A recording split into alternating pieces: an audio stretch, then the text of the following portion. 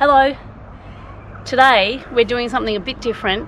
We're at Brisbane's oldest cemetery and it's very close to where we live. So I just wanted to take you through here for a walk and show you a couple of things. Let's go.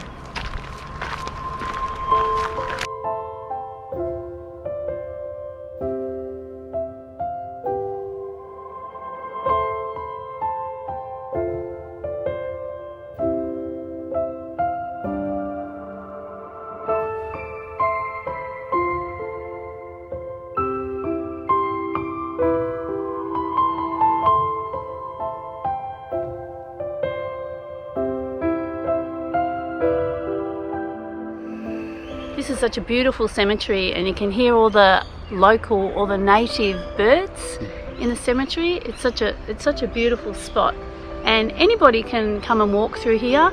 It's as we go further down you'll see it joins with the Brisbane River. It's a really beautiful, peaceful spot.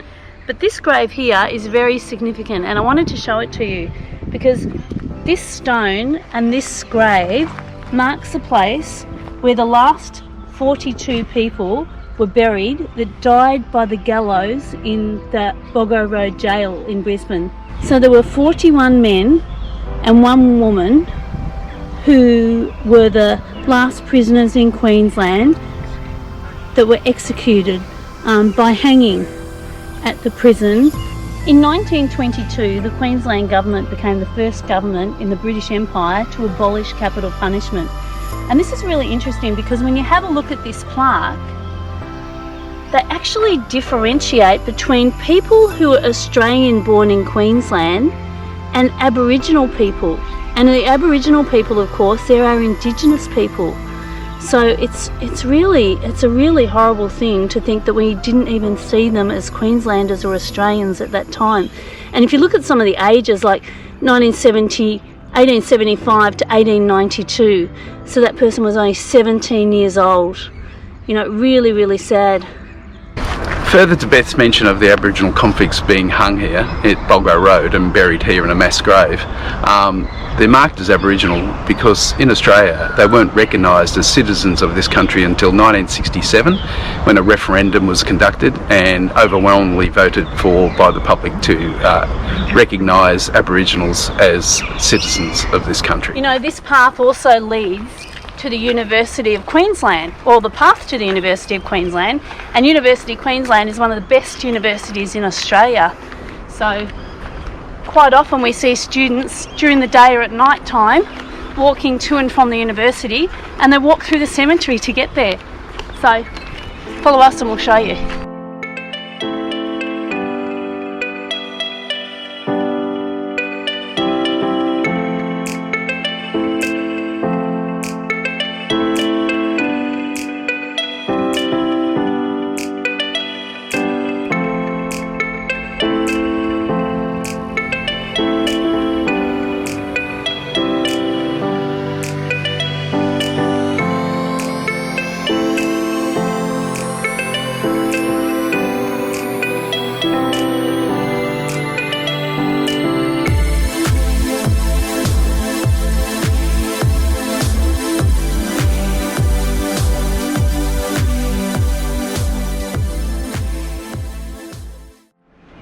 So how beautiful is this? This is the University of Queensland campus. Look at this beautiful gardens. Fantastic, with all Australian native plants. There's ducks in the water and there's turtles in the water and it's absolutely beautiful. And when the university is up and running and fully running, a lot of students come down here and they walk or they sit and read or they bring their coffee or their lunch, and it's such a peaceful, such a beautiful place.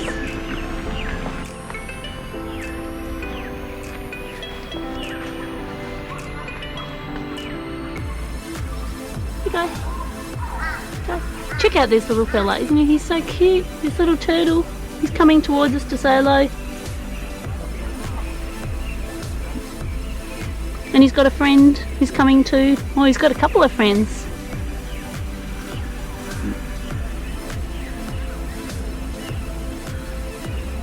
Look at them all. Some ducklings. They're so cute, they're so little. 1, 2, 3, 4, 5, 6. Now you can see the little ducklings. There they are. How beautiful is this? Can you imagine studying here, bringing your books, and look at these beautiful gardens. They're so well looked after. You can hear Australian birds in the background and it's surrounded by Australian trees.